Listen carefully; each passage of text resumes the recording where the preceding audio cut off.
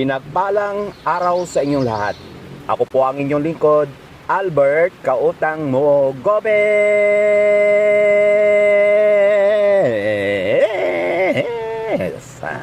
Yan po ang tinatawag nilang koi. K-O-I. So ang koi daw po na yan ay nagsisimbolo ng swerte, kasaganahan sa buhay at magandang kapalaran. Yan naman baboy. Boy. Tawag nila dyan ay boy.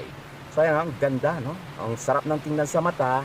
Swerte pa siya. Saan ka pa? Dito ka na! So ayun, no? Sarap ng kain namin dyan. Yan, pakita mo ang pagkain. Sige na, boy!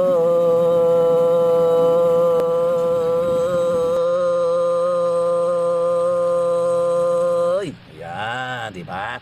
Chocolate yarn with kape. So, ang sarap talaga niyan. Yaman na Ken, boy. Yaman na talaga, Ken. So, ayun, ganun lang. Wala lang. Basta, yun po, maganda raw mag-alaga ng koi. So, ayun, nagplaplano rin po ako. Sana pagdating ng araw, makarakoy din ako. So, yun lang po. Maraming salamat. God bless!